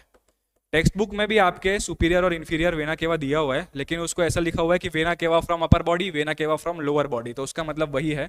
इसके थ्रू ब्लड जो है वो राइट एट्रियम में आया, राइट एट्रियम से राइट वेंट्रिकल में गया, राइट वेंट्रिकल से ब्लड जो है वो लंग्स में जा रहा है। ये क्या है, ये हमारे लंग्स प्रेजेंट है जहां पर ऑक्सीजनेशन हो रहा है। किसके थ्रू जा रहा है हमारे लंग्स में, सो वो जा रहा है पल्मोनरी पल्मोनरी का मतलब ही लंग्स होता है, ठीक है सर। रेस्पिरेटरी सिस्टम के रिलेटेड जो भी वर्ड्स होते हैं उनको पल्मोनरी लिखा जाता है। वो जा रहा है थ्रू पल्मोनरी आर्टरी। आर्टरी क्यों होगा सर ये? क्योंकि ये हार्ट से दूर लेके जा रहा है ना ब्लड को, तो उसका नाम होगा आर्टरी। मगर ये एकमात्र आर्टरी है जो डीऑक्सीजनेटेड ब्लड लेके जा रहा है। अब लंग्स में क्या होगा? ऑक्सीजनेशन होगा। ऑक्सीजनेशन के बाद ये ऑक्सीजनेटेड ब्लड जो है वो लेफ्ट एट्रियम में आ रहा है। किसके थ्रू आ रहा है? वेरी गुड, पल्मोनरी वेन के थ्रू आ रहा है, ठीक है। इवन दो कि इसमें ऑक्सीजनेटेड ब्लड प्रेजेंट है, लेकिन वो पल्मोनरी वेन्स के थ्रू जो है वो बॉडी की तरफ आ रहा है, हार्ट की तरफ आ रहा है, सॉरी। लेफ्ट एट्रियम से ब्लड फिर लेफ्ट वेंट्रिकल में जाएगा और लेफ्ट वेंट्रिकल से पूरे बॉडी में जाएगा थ्रू आयोटा। लेफ्ट वेंट्रिकल से ये पूरे बॉडी में जाएगा थ्रू आयोटा, ठीक है। सो ये जो है इतना पार्ट, ये बहुत ही इंपॉर्टेंट है। अगर आपको बहुत ही शॉर्ट में समझना हो कि पूरा सर्कुलेशन कैसे चल रहा है हमारे बॉडी के अंदर, तो ये बहुत ही एक सिंपल सा डायग्राम है। आपके टेक्स्ट बुक में ये डायग्राम दिया हुआ है, जहाँ पर हार्ट का डायग्राम दिया हुआ है, उसके जस्ट नीचे वाला डायग्राम अगर आप देखो तो ऐसा ही कुछ बनाया हुआ है, लेकिन वो थोड़ा तड़कता भड़कता है। ये हमने बहुत ही सिंपल और सीधे भाषा में समझाया हुआ है। अब इसमें एक चीज याद रखना है यहाँ पे आप, बहुत इंपॉर्टेंट है कि ऊपर वाला ये जो आप सर्कुलेशन देख रहे हो, ठीक है, कहां से? हार्ट से लंग्स में जा रहा है ब्लड, और लंग्स से दोबारा हार्ट में आ रहा है ब्लड, ठीक है। ये वाला जो ऊपर वाला सर्कुलेशन है इसे बोला जाता है पल्मोनरी सर्कुलेशन, ठीक है। क्या बोला जाता है इसे? इसे बोला जाता है पल्मोनरी सर्कुलेशन। और ये जो नीचे वाला सर्कुलेशन आप देख रहे हो, जहां पर हार्ट है, हार्ट से ब्लड जा रहा है बॉडी में, और बॉडी से दोबारा जो ब्लड है वो हार्ट में आ रहा है, इस वाले पूरे सर्कुलेशन को, नीचे वाले सर्कुलेशन को बोला जाता है सिस्टेमिक सर्कुलेशन। क्योंकि हमारे पूरे बॉडी सिस्टम में जा रहा है वो, तो उसको बोला जाता है सिस्टेमिक सर्कुलेशन। और यही जो दोनों सर्कुलेशन है वो मिलकर बनाते हैं क्या? Double circulation. यस, तो जो सबसे स्टार्टिंग में हमने डिस्कस किया था कि डबल सर्कुलेटरी सिस्टम क्या होता है, सिंगल सर्कुलेटरी सिस्टम क्या होता है, तो वहां पर जो डबल सर्कुलेटरी सिस्टम वाला वर्ड आया था, तो डबल सर्कुलेशन का मतलब यही है कि हमारे बॉडी में दो तरीके के रूट होते हैं ब्लड को फ्लो करने के लिए। पहला जो रूट है उसको बोला जाता है पल्मोनरी सर्कुलेशन, जहां पर ब्लड जो है वो हार्ट से लंग्स में जाता है और लंग्स से दोबारा हार्ट में आता है। दूसरा जो रूट है उसको बोला जाता है सिस्टेमिक सर्कुलेशन, जहां पर जो ब्लड है वो पहले हार्ट से बॉडी में जाता है और बॉडी से दोबारा हार्ट में आता है। तो यहाँ पे देख रहे हो ये एक साइकिल बन रहा है, एक रूट बन रहा है, ये दूसरा साइकिल बन रहा है, दूसरा रूट बन रहा है। तो इसी चीज को बोला जाता है डबल सर्कुलेशन। अब अगर हम आगे की तरफ बढ़ें, ठीक है, कि नेक्स्ट हमारा टॉपिक क्या होगा, तो नेक्स्ट हमारा टॉपिक है कुछ यहाँ पे डिटेल्स, ठीक है। क्या क्या डिटेल है ये कि ये जो हमारा पूरा एक साइकिल कंप्लीट होता है ना, ये जो पूरा सर्कुलेशन हुआ उसको हम एक साइकिल बोलते हैं। मतलब हार्ट जब एक बार बीट होता है तो उसमें इतने सारे जो प्रोसेसेस है वो कंटिन्यू होते हैं। और अगर नॉर्मल हार्ट रेट की बात करें कि एक मिनट में कितने बार हमारा हार्ट बीट करता है, तो वो है 72 बीट्स पर मिनट, ठीक है। ये थोड़ा एक्स्ट्रा इन्फॉर्मेशन है, ओलंपियाड्स वगैरह में पूछे जाते हैं, जनरल नॉलेज के क्वेश्चन में पूछे जाते हैं, तो वहाँ पे आपको काम आएगा। बाकी आपको बोर्ड्स में ये सब नहीं पूछा जाएगा। 72 से 75 जो है हमारा नॉर्मल हार्ट रेट होता है। एक कार्डियक साइकिल की अगर हम बात करें तो वो 0.8 सेकंड में कंप्लीट हो जाता है। तो यहां से हम निकाल सकते हैं कैलकुलेशन करके कि अगर एक हार्ट को बीट होने में, मतलब एक हार्ट बीट को कंप्लीट होने में अगर 0.8 सेकंड लग रहा है, तो 60 सेकंड में कितने हार्ट बीट होंगे? तो 72 से 75 होंगे, वही हमारा नॉर्मल हार्ट रेट होता है। अब जब भी हम दौड़ेंगे या भागेंगे उस टाइम पे हार्ट रेट बढ़ जाएगा, और जब हम शांति से बैठे रहेंगे उस टाइम पे हार्ट रेट जो है वो कम हो जाएगा, जब हम सो रहे होंगे तब। अब जो एक बीट होता है उसमें दो चीजें बहुत इंपॉर्टेंट है, ठीक है, ये बहुत ही इंपॉर्टेंट है आपके लिए। जब हार्ट एक बार बीट करता है तो उसमें जो कॉन्ट्रैक्शन वाला फेज आता है कि जब हार्ट के मसल्स कॉन्ट्रैक्ट हो रहे हैं, उस फेज को बोला जाता है सिस्टोल। और जो दूसरा फेज आता है कि जब हार्ट के मसल्स रिलैक्स हो रहे होते हैं, उस वाले फेज को बोला जाता है डायस्टोल, ठीक है। तो ये चीजें आपको याद रखनी है कि जब हार्ट के मसल्स कॉन्ट्रैक्ट होते हैं तो उसको सिस्टोल कहा जाता है, जब हार्ट के मसल्स रिलैक्स होते हैं तो उसको डायस्टोल कहा जाता है। ब्लड प्रेशर, उसके बारे में तो हम आएंगे, अभी डिटेल में बात करेंगे। अब यह है कि हार्ट अटैक, मायोकार्डियल इंफार्क्शन और कार्डियक अरेस्ट, इन तीन चीजों का मतलब क्या होता है। तो हार्ट अटैक, मायोकार्डियल इंफार्क्शन, इनका मतलब होता है कि हार्ट वॉल डैमेज हो चुका है because of insufficient blood supply. Starting में हमने देखा था जो कोरोनरी आर्टरी है जो हार्ट के वॉल को ब्लड सप्लाई कर रही है, अगर उसमें ब्लॉक हो गया तो हार्ट को खुद को ब्लड नहीं मिलेगा, और उस कंडीशंस में फिर हार्ट अटैक या मायोकार्डियल इंफेक्शन आ सकता है। हार्ट फेलियर का मतलब क्या होता है? हार्ट फेलियर का मतलब होता है कि जब हार्ट एक्चुअली में फेल हो जाए, अपने एग्जाम में नहीं, अपने एग्जाम में नहीं, हार्ट फेल हो जाए ब्लड पंप करने के लिए, हार्ट का काम होता है ब्लड को पंप करना। अगर हार्ट पंप करने में ही फेल हो जाए, मतलब अपना काम ही बराबर से ना करे, तो उस कंडीशन को बोलते हैं हार्ट फेलियर। तो हार्ट अटैक अलग है और हार्ट फेलियर जो है वो दोनों अलग अलग चीजें हैं। हार्ट अटैक जो है वो एक्चुअली में प्लम्बिंग प्रॉब्लम है, कि मान लो प्लम्बर वाला कोई सिस्टम है उसमें प्रॉब्लम हो रहा है। और हार्ट फेलियर जो है वो एक्चुअली में इलेक्ट्रिकल प्रॉब्लम है, कि हार्ट अच्छे से बीट नहीं कर रहा, उसकी वजह से वो हार्ट फेलियर होता है। अब अगर हम आगे बढ़ें तो नेक्स्ट जो हमारा टॉपिक है वो है ब्लड वेसल्स के बारे में। ठीक है, यस, ब्लड वेसल्स क्या होते हैं? ब्लड वेसल्स खून की नली, जो हमारे बॉडी में बहुत सारे खून की नली प्रेजेंट है, जिसके थ्रू पाइपलाइन प्रेजेंट है, जिसके थ्रू ब्लड फ्लो कर रहा है हमारे बॉडी में, उनको बोला जाता है ब्लड वेसल्स। तो हमने स्टार्टिंग में लिख लिया था कि दे फॉर्म नेटवर्क। ठीक है, छोटा सा लिख देता हूं मैं, दे फॉर्म नेटवर्क। किस चीज का नेटवर्क? कि ब्लड को फ्लो करा सके, उसका नेटवर्क यहाँ पे प्रेजेंट होता है। 3 तरीके के हमको देखने को मिलेंगे। क्या? Blood vessels. सबसे पहला ब्लड वेसल जो है उसको बोला जाता है आर्टरी। दूसरा जो ब्लड वेसल है उसको बोला जाता है वेन्स। और तीसरे तरीके के जो ब्लड वेसल्स हैं उनको बोला जाता है कैपिलरीज। ठीक है, आर्टरीज जो है वो क्या करते हैं? Carries blood away from the heart. Arteries जो है वो carries blood away from the heart. Veins जो है वो carries blood towards the heart. अभी इसका हम डिफरेंस भी लिखेंगे दोनों का। कैपिलरीज क्या होते हैं? कैपिलरीज जो है वो बहुत ही फाइन, बहुत ही माइन्यूट होते हैं blood vessels, fine blood vessels. ठीक है, जो कि सिंगल सेल के बने होते हैं, सिंगल सेल थिक। ये बहुत इंपॉर्टेंट है कि इसमें बहुत सारे सेल नहीं प्रेजेंट होते। जो वो कैपिलरीज होती है उसमें बहुत ही पतले पतले सेल प्रेजेंट होते हैं, सिंगल लेयर का सेल प्रेजेंट होता है। अब अगर हम दोनों का डिफरेंस लिखने की कोशिश करें कि आर्टरीज और वेन्स में क्या डिफरेंस है, तो यहाँ पर हम लिख लेते हैं, यहाँ पर मैं आर्टरी लिख लेता हूँ, आर्टरीज, और यहाँ पर हम लिख लेते हैं वेन्स के बारे में। तो बहुत सारे डिफरेंस है दोनों के बीच में। सबसे पहला जो डिफरेंस है वो तो उनका काम ही है।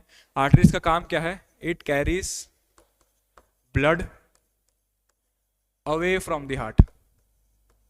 ठीक है, it carries blood away from the heart. और वेन का काम क्या है? It carries blood towards the heart. Very good. इसका काम होता है ब्लड को हार्ट के तरफ लेकर जाना। दूसरा, आर्टरीज जो है वो मोस्टली कैरी करता है ऑक्सीजनेटेड ब्लड। ठीक है, arteries mostly carry oxygenated blood. Veins की अगर हम बात करते हैं तो veins carries mostly deoxygenated blood. Veins carries mostly deoxygenated blood. तीसरा डिफरेंस है ओनली पल्मोनरी आर्टरी। ये एक ऐसा एकमात्र आर्टरी है जो हमने देखा था पिछले स्लाइड्स में, कि जो है कैरी करता है डीऑक्सीजनेटेड ब्लड। ठीक है, वैसे ही यहां पर भी अगर देखा जाए तो पल्मोनरी वेन वो एक ऐसा एकमात्र वेन है, ठीक है, that carries oxygenated blood. Clear है? नेक्स्ट जो डिफरेंस है वो उनके स्ट्रक्चर में है, कि आर्टरीज जो होती है they are thick and elastic. क्यों ऐसा होता है? क्योंकि नेक्स्ट डिफरेंस है कि आर्टरीज में जो ब्लड प्रेशर होता है, blood pressure is higher in arteries. तो ये बहुत ज्यादा ब्लड प्रेशर की वजह से वो फट ना जाए, इसके लिए उनके वॉल जो है वो थिक होते हैं और इलास्टिक होते हैं।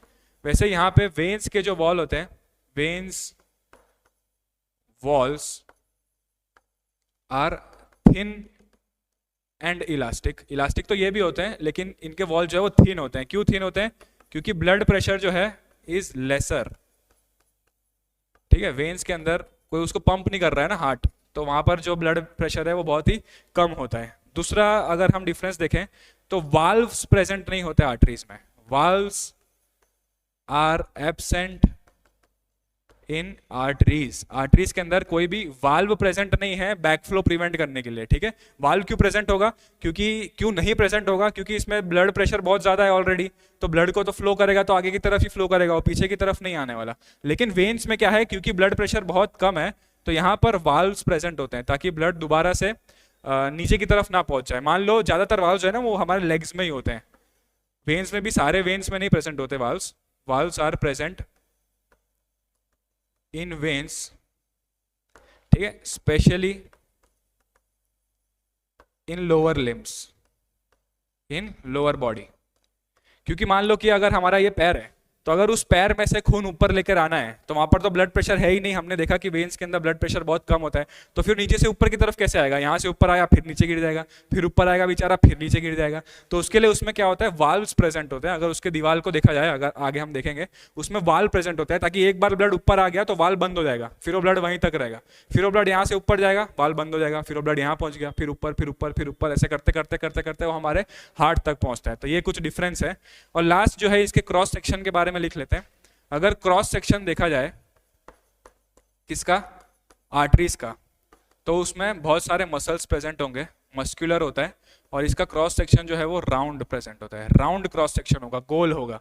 वहीं पर अगर इसके क्रॉस सेक्शन की बात करी जाए, किसकी, वेन की, तो वेन का जो क्रॉस सेक्शन होता है वो लेस मस्कुलर होता है, उसमें इतने ज्यादा मसल्स प्रेजेंट नहीं होते, क्योंकि हमने देखा ना वो थिन होता है। प्लस इसमें जो है जो क्रॉस सेक्शन है इसका वो ओवल होता है, राउंड प्रेजेंट नहीं होता, ओवल क्रॉस सेक्शन होता है। तो ये कुछ डिफरेंसेस है यहाँ पे, 7 बड़े बड़े डिफरेंस आर्टरीज और वेन्स के बीच में, जो आपको याद रखने पड़ेंगे, तो बहुत ही ज्यादा आसानी होगी आपको अगर इसका आंसर राइटिंग में क्वेश्चन पूछ लिया गया तो। नेक्स्ट हम लोग देखते हैं इनका डायग्राम। तो इस प्रकार से जो है आर्टरीज और वेन्स प्रेजेंट होते हैं। इस साइड जो आप देख रहे हो रेड कलर में, ये आर्टरी है जो कि ऑक्सीजनेटेड ब्लड कैरी कर रहा है। इस साइड जो आप देख रहे हो वो वेन है जो कि डीऑक्सीजनेटेड ब्लड कैरी कर रहा है। आर्टरीज जो है उसके छोटे छोटे ब्रांच यहाँ पर निकल रहे हैं जिनको आर्टीरियोल कहा जाता है, और वैसे ही वो मिलकर फिर कैपिलरीज बनाते हैं। कैपिलरीज एक ऐसी जगह है जहाँ से जो है फ्लो होता है, ब्लड का डिफ्यूजन होता है, ठीक है। सो जो हमने पीछे लिखा था कि कैपिलरीज बहुत ही थिन होती है, कैपिलरीज एक्चुअली अगर मैं आपको कहूँ तो इतनी पतली होती है कि जो सबसे मोटा कैपिलरी है ना, लार्जेस्ट कैपिलरी, वो हमारे बाल से भी पतला है, ठीक है। यस, इतना पतला होता है ये, ठीक है। उसके बाद क्या होगा, आर्टरीज टूट के आर्टीरियोल्स बनी, आर्टीरियोल्स टूट के कैपिलरीज बने, कैपिलरीज जुड़ के वेन्यूल्स बने, और वेन्यूल्स फिर जुड़ के यहाँ पर वेन बनते हैं। सो कैपिलरी को हम ऐसा भी कह सकते हैं कि capillaries are the connection between arteries and veins. अगर हम ऐसा लिख दें तो वो कोई गलत नहीं होगा। कैपिलरीज क्या है, दे आर द कनेक्शन या junctions between arteries and veins. ये ऐसी जगह है जहां पर आर्टरीज और वेन्स जो है वो एक दूसरे से मिलते हैं। और यहाँ पर आप देख रहे हो कि वेन्स के अंदर वाल्व प्रेजेंट है, ताकि एक बार ब्लड यहाँ तक आ जाए तो फिर ये वाल्व बंद हो जाएगा, फिर ब्लड यहाँ पे आएगा, वाल्व बंद हो जाएगा, फिर ब्लड ऊपर जाएगा, वाल्व बंद हो जाएगा। आर्टरीज के अंदर आप देख सकते हो कोई भी वाल्व प्रेजेंट नहीं है। ये आर्टरीज का क्रॉस सेक्शन है, ये अंदर की तरफ ल्यूमेन है, ल्यूमेन मतलब कि खाली जगह जिससे कि ब्लड फ्लो करेगा। और ऊपर आप देख सकते हो ये सर्कुलर इसका क्रॉस सेक्शन प्रेजेंट है, और बहुत सारे मसल्स इसके अंदर प्रेजेंट है। वहीं पर अगर आप वेन का क्रॉस सेक्शन देखो तो ये ओवल है, ठीक है, थोड़ा ये इलोंगेटेड है, ओवल शेप का है। ल्यूमेन काफी ज्यादा बड़ा है क्योंकि वॉल जो है वो बहुत ही ज्यादा पतली है, वहां पे इतने ज्यादा मसल्स प्रेजेंट नहीं है। तो ये डिफरेंस है आर्टरीज और वेन्स के बीच में। आगे अगर हम बढ़े तो हम बात करते हैं लिम्फ के बारे में, ठीक है। लिम्फ में से भी क्वेश्चन आते हैं डायरेक्ट की एक्सप्लेन व्हाट इज लिम्फ या write a short note about lymph. तो लिम्फ के बारे में देखते हैं कि क्या है। Lymph is nothing, it is another type of fluid which is present in our circulatory system. The walls of the blood vessel have tiny pores in them. Through these pores, some amount of plasma, proteins and blood cells escape into the intercellular spaces. अरे ये बहुत सारा अंग्रेजी में लिखा हुआ है यार, इसको मैं आपको सिंपल भाषा में समझाता हूँ, ठीक है। देखो, अगर यहाँ पर मैं एक आर्टरी का पार्ट बना दूं, मान लो कि एक आर्टरी है, ये खून की नली है, तो उसके जो सेल्स होंगे, सेल से ही बने होंगे ना वो भी, हाँ, तो उसके जो सेल्स होंगे उनको बोला जाता है एंडोथीलियम, ठीक है। तो ये आर्टरीज जो है उसके सेल्स हैं। अब इसके अंदर क्या है, ब्लड फ्लो कर रहा है, इसके अंदर क्या हो रहा है, बहुत सारा ब्लड फ्लो कर रहा है, इस प्रकार यहाँ से ब्लड जो है वो बाहर की तरफ जा रहा है। तो जब इसके अंदर एक्चुअली में ब्लड फ्लो करता है तब क्या होता है कि इसके बीच में छोटे छोटे गैप्स प्रेजेंट होते हैं। जो ये सेल है ना, इन सेल के बीच में छोटे छोटे गैप्स प्रेजेंट होते हैं, ठीक है, इनको पोर्स कहा जाता है। और ये गैप्स क्या करेंगे, अगर ब्लड बहुत ज्यादा हाई प्रेशर में प्रेजेंट है तो ये गैप्स के थ्रू क्या होगा, ये जो ब्लड के कुछ कंपोनेंट्स जो है वो बाहर की तरफ एस्केप हो जाते हैं। क्या हो जाते हैं, ब्लड्स के जो कुछ कंपोनेंट है वो ब्लड वेसल से बाहर की तरफ चले जाता है। कौन से वो components, through the pores some amount of plasma proteins and blood cell escape into the intercellular space, ठीक है। इंटरसेल्युलर स्पेस मतलब ब्लड वेसल है, उसके बाहर सेल होंगे, सेल के बीच के स्पेस होंगे, तो उनको बोला जाता है इंटरसेल्युलर स्पेस। और ये जो फ्लूइड बाहर की तरफ इकट्ठा होगा, मान लो यहाँ पर कुछ फ्लूइड इकट्ठा हो गया, यहाँ पर कुछ फ्लूइड इकट्ठा हो गया, यहाँ से जो निकला है वो कुछ फ्लूइड इकट्ठा हो गया, इनको ही एक्चुअली में बोला जाता है लिम्फ। तो लिम्फ कुछ नहीं है, जो ब्लड में सर्कुलेशन हो रहा था उस सर्कुलेशन से जो चीजें एस्केप हो गई ब्लड वेसल को और बाहर चली गई ब्लड वेसल से और बाहर बैठी हुई है इंटरसेल्युलर स्पेस में, उस फ्लूइड को बोला जाता है लिम्फ। ठीक है, अब वो लिम्फ ऐसे ही बैठे तो नहीं रहेगा ना बाहर, उसको वापस से सर्कुलेशन में डालना पड़ेगा हमको दोबारा से। क्यों डालना पड़ेगा? अरे अगर मान लो कि यहाँ पे मेरे हाथ में एक ब्लड वेसल प्रेजेंट है और उसमें यही सेम काम हो रहा है कि उसमें से सारे के सारे फ्लूइड बाहर की तरफ आ रहे हैं और धीरे धीरे फ्लूइड भरना शुरू हो गया, तो मेरा हाथ तो सूजन हो जाएगी ना, उसमें स्वेलिंग हो जाएगा, उसको इडीमा बोला जाता है। तो वो इडीमा ना हो, सूजन ना हो, किसी भी पार्ट में स्वेलिंग ना हो, इसलिए जितना भी ये ब्लड में से फ्लूइड बाहर की तरफ जा रहा है जिसको हमने लिम्फ बोला, वो दोबारा से एक वेसल होता है जो उसको पकड़ के दोबारा से हार्ट में डाल देता है। उस वेसल का नाम क्या होता है आगे देखते हैं हम। तो लिम्फ आपको समझ में आया, लिम्फ क्या होता है? It is similar to the plasma but it is having less protein. तो इसके अंदर से जो प्लाज्मा बह रहा था ब्लड के अंदर वो प्लाज्मा के जैसा ही होता है, लेकिन उसमें प्रोटीन की मात्रा जो है वो थोड़ी सी कम होती है, उसका कलर भी कलरलेस होता है। lymph drains into lymphatic capillaries from the intercellular spaces which joins to form large lymph vessels that finally opens into larger vein। इसका मतलब है कि यहाँ से जितना भी lymph बाहर की तरफ इकट्ठा हुआ था तो यहाँ पे एक स्पेशल lymphatic vessel प्रेजेंट होगा, एक स्पेशल भगवान ने यहाँ पे अलग से वेसल दिया हुआ है, ठीक है, जिसका काम क्या होता है इन सारे लिम्फ को कलेक्ट करना, वहां से भी जो लिम्फ है वो कलेक्ट होगा यहाँ पे, और ये लिम्फेटिक वेसल जो है ये आखिरी में जाके ओपन होगा सुपीरियर वेना केवा या इंफीरियर वेना केवा में, और वहां से जो है ब्लड वापस से हार्ट में आ जाएगा। मतलब ये लिम्फ जो है वो दोबारा से सर्कुलेशन का पार्ट हो जाएगा, तो वहां पर फिर सूजन नहीं होगी, स्वेलिंग नहीं होगी, ठीक है। Lymph carries digested and absorbed fat from the intestine and drains excess fluid from the extracellular spaces back into the blood। Example होता है lacteals of the villi। अगर आपको याद हो डाइजेस्टिव सिस्टम वाला लेक्चर, तो वहां पर हमने स्मॉल इंटेस्टाइन के अंदर विलाई का स्ट्रक्चर बनाया था, और उस विलाई के स्ट्रक्चर के अंदर हमने लिखा था लैक्टियल्स। वहां पे मैंने कहा था कि लैक्टियल जो है it is a type of lymphatic vessel, ठीक है, और हम बात करेंगे उसका जब हमें ये लेक्चर देखेंगे। तो ये वही है लिम्फेटिक वेसल लैक्टियल, जिसका काम होता है वही लिम्फ को वापस से कलेक्ट करना और दोबारा से सर्कुलेशन का पार्ट बना देना। तो लिम्फ में अगर आपको पूछा जाए तो कुछ नहीं लिखना है, इतने ही पॉइंट्स लिखने हैं, दैट इज इनफ। और ये छोटा सा आप डायग्राम बना दोगे तो सोने पर सुहागा हो जाएगा। आगे अगर हम देखते हैं तो हम बात करेंगे ब्लड प्रेशर के बारे में, ठीक है। ब्लड प्रेशर क्या होता है? जो हमारा बढ़ रहा है अभी, ठीक है, एग्जाम की वजह से, वो तो बढ़ ही रहा है ब्लड प्रेशर, वो स्ट्रेस की वजह से हो रहा है। नॉर्मली देखो आप यहाँ पर हार्ट प्रेजेंट है, ये हार्ट जो है वो बीट हो रहा है और यहाँ से ब्लड जो है वो हार्ट के बाहर जा रहा है इनटू द आर्टरीज। अब यहाँ पर आप देख रहे हो कि जैसे ये ब्लड आ रहा है वो बहुत ज्यादा प्रेशर में है, और इसकी वजह से जो आर्टरीज हैं वो थोड़ा थोड़ा यहाँ पे बल्ज हो रहा है। अगर आप देखो यहाँ पर आर्टरीज जो है वो बल्ज हो रही है। बल्जिंग क्यों हो रहा है? क्योंकि जो उसके अंदर से जो फ्लूइड जा रहा है वो इतना प्रेशर लगा रहा है उसके ऊपर, और उतना ही थोड़ा थोड़ा जो प्रेशर है वो आर्टरीज के वॉल भी लगाते हैं ताकि फट ना जाए ना भाई हम सब। तो इसलिए ये जो प्रेशर है इसको अगर यहाँ पर मैं कफ बांध दूं, ब्लड प्रेशर मापने की आपने मशीन देखी होगी, यहाँ पर एक कफ बांधा जाता है, ठीक है, हाथ में। तो वो कफ क्या करता है, वो इसी ब्लड प्रेशर को मेजर करता है जो आर्टरीज के अंदर हमारा बह रहा है, ठीक है। तो देखते हैं हम ब्लड प्रेशर क्या है। The force that the blood exerts against the wall of the vessel, it is known as blood pressure. तो ब्लड प्रेशर क्या होता है? ब्लड प्रेशर एक ऐसा फोर्स है जो ब्लड लगा रहा है किसके ऊपर? उस आर्टरीज के वॉल्स के ऊपर, that is known as blood pressure. This pressure is much greater in arteries than in veins. हमने देखा था आर्टरीज में वो प्रेशर बहुत ज्यादा होता है as compare to veins. The pressure of the blood inside the artery during the ventricular systole, systole यानी कि कॉन्ट्रैक्शन, याद है आपको सिस्टोल? हाँ, तो सिस्टोल के टाइम पर जो ब्लड प्रेशर होता है उसको बोला जाता है सिस्टोलिक ब्लड प्रेशर। ये सबको अंडरलाइन करो भाई, बहुत इंपॉर्टेंट है ये, ठीक है। हाँ, तो सिस्टोल के टाइम पर जो ब्लड प्रेशर होता है उसे बोला जाता है सिस्टोलिक ब्लड प्रेशर, और वैसे ही डायस्टोल के टाइम पर या रिलैक्सेशन के टाइम पर जो ब्लड प्रेशर होता है उसको बोला जाता है diastolic blood pressure. Normal systolic pressure जो है वो 120 mm के आसपास होता है, और नॉर्मली डायस्टोलिक प्रेशर जो है वो 80 mm के आसपास होता है। क्या mm? 20 mm of Hg। Hg का मतलब क्या होता है? मर्क्यूरी, ठीक है। मर्क्यूरी अगर आपने सुना हो कभी कि पुराने टाइम में वो लंबे वाले स्पिग्मोमैनोमीटर आते थे, ब्लड प्रेशर मापने वाले मशीन आते थे, ऐसे खुलते थे बाहर की तरफ, उसमें पारा चढ़ता था ऊपर नीचे की तरफ। तो मर्क्यूरी का जो लेवल है ना उसमें साइड पे मीटर में लिखे होता था कि 120 है कि 180 है कि 150 है।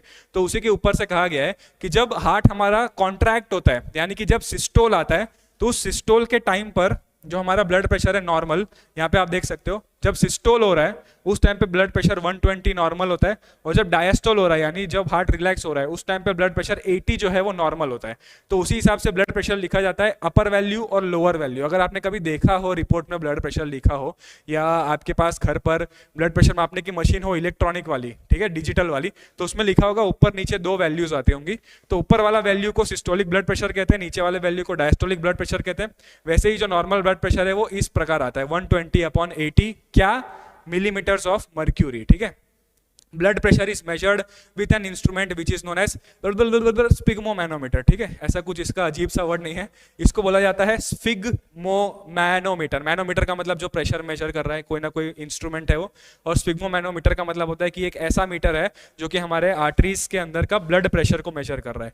यहाँ पे आप देख सकते हो ऐसे मशीन्स आपने देखे होंगे, ठीक है, जिसमें ये कर्व प्रेजेंट है जिसको हाथ में बांधा जाता है और फिर हमारा ब्लड प्रेशर जो है वो मेजर करता है। इसमें आपको दिख रहा है कि दो वैल्यूज हमको देखने को मिल रही है, ठीक है। यहाँ पर आप अगर आप ध्यान से देखो तो दो वैल्यूज हमको देखने को मिल रही है। एक ये वाली वैल्यू है 120 जिसको बोला जाता है systolic blood pressure, systolic BP, और जो दूसरी वाली हमारी वैल्यू है नीचे वाली 80, इसको बोला जाता है डायस्टोलिक ब्लड प्रेशर, या इसको बोला जाता है डायस्टोलिक बीपी। और सिमिलरली यहाँ पे भी लिखा हुआ है, डाया लिखा हुआ है, यहाँ पे सिस लिखा हुआ है। तो ये सिस का मतलब होता है सिस्टोलिक प्रेशर है, और डाया का मतलब होता है कि ये डायस्टोलिक ब्लड प्रेशर है। नीचे जो पल लिखा होता है इसका मतलब होता है पल्स रेट, कि हमारा जो हार्ट है वो कितना बीट हो रहा है। 75 नॉर्मल होता है, यहाँ पे 76 नॉर्मल है। एकदम आइडियल कंडीशन है। यहाँ पे जो भी दिख रहा है 120/80 ब्लड प्रेशर है और 76 पल्स रेट है, एकदम आइडियल पेशेंट है, ठीक है, एकदम मस्त चल रहा है उसकी जिंदगी। अब अगर हम आगे की तरफ बढ़े ब्लड प्रेशर में तो इतना ही है, कुछ नहीं है ना। नेक्स्ट हम बात करते हैं ट्रांसपोर्टेशन इन प्लांट्स, ठीक है। प्लांट्स में भी ट्रांसपोर्टेशन होता है क्या सर? अरे बिल्कुल भाई, प्लांट्स लिविंग ऑर्गेनिज्म है क्या? हाँ है ना, तो फिर उनमें ट्रांसपोर्टेशन नहीं होगा क्या? होगा ना, सही बात है सर। अब देखो, अगर मैं यहाँ पे एक छोटू सा प्लांट बनाऊँ, ठीक है, ज़्यादा बड़ा नहीं बनाएंगे, छोटू सा ही बनाएंगे, तो छोटू सा जो प्लांट होता है वो ग्रीन कलर का होता है इस प्रकार से, ठीक है। नीचे उसके रूट्स भी प्रेजेंट होते हैं। लो मैं रूट्स को भी ग्रीन बना देता हूँ, होते नहीं है ग्रीन, लेकिन मान लो कि ये रूट्स प्रेजेंट है, ठीक है। ये प्लांट्स के रूट्स हैं, ये हमारा सॉइल है, और ये हमारा छोटू सा एक प्लांट है, छोटू सा प्लांट है हमारा, ये उसके लीफ है, ठीक। अब क्या होगा, ऊपर से इसके ऊपर सनलाइट गिर रही है, ये रेस्पिरेशन करेगा, फिर ये अपना फोटोसिंथेसिस करेगा, वहां से अपनी एनर्जी बनाएगा। तो उस टाइम पे क्या होगा, इसको पानी चाहिए फोटोसिंथेसिस करने के लिए, पता है ना हमें, इसको पानी चाहिए।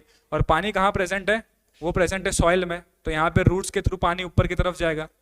अब क्या होता है, नॉर्मली अगर ये छोटू सा प्लांट है तो छोटू से प्लांट में पानी को ऊपर चढ़ाने के लिए डिफ्यूजन नाम का एक प्रोसेस होता है, वो इनफ होता है ये काम करने के लिए। डिफ्यूजन आपने 9th में पढ़ा ही है कि वाटर मूव्स फ्रॉम इस region of higher concentration to the lower concentration. तो छोटू से प्लांट में ये पानी को अगर ऊपर चढ़ाना हो तो कोई इतना स्पेशल हमको ऑर्गन सिस्टम की जरूरत नहीं है, वहां पर बहुत आसानी से सिर्फ डिफ्यूजन के थ्रू ही ये पानी ऊपर की तरफ जा सकता है। लेकिन अगर ये छोटू सा प्लांट बड़ा सा प्लांट बन गया, फिर क्या होगा भाई, मान लो कि ये छोटू सा प्लांट थोड़े टाइम बाद एक बहुत बड़ा झाड़ बन चुका है, ठीक है। तो अगर ये बहुत बड़ा झाड़ बन चुका है तो अब यहाँ पे तो अब डिफ्यूजन पॉसिबल ही नहीं है क्या पॉसिबल? नहीं पॉसिबल है। डिफ्यूजन अगर हो भी रहा होगा तो यहीं तक पहुंच पाएगा, लेकिन यहाँ तक थोड़ी पहुंचाना है उसको, तो लीफ तक पहुंचाना है ये, और इसके जड़ें हैं बड़ी बड़ी। तो इस कंडीशन में क्या होगा, वहां पर डिफ्यूजन जो है वो कंप्लीटली फेल हो जाएगा उसको ऊपर की तरफ पहुंचाने के लिए। तो इसलिए क्या होता है, कुछ स्पेशल टाइप के पाइपलाइंस बनते हैं इनके अंदर। याद होगा आपको 9th में जो टिश्यू वाला चैप्टर है उसमें परमानेंट टिश्यू के जो 2 एग्जाम्पल हैं, वही एग्जाम्पल मैं यहाँ पर लिख रहा हूँ। इसके अंदर पाइपलाइंस बनते हैं, ठीक है, एक पाइपलाइन का स्ट्रक्चर बनता है। जैसे ह्यूमन बॉडी में पाइपलाइन होता है वैसे इनके अंदर भी पाइपलाइन होता है।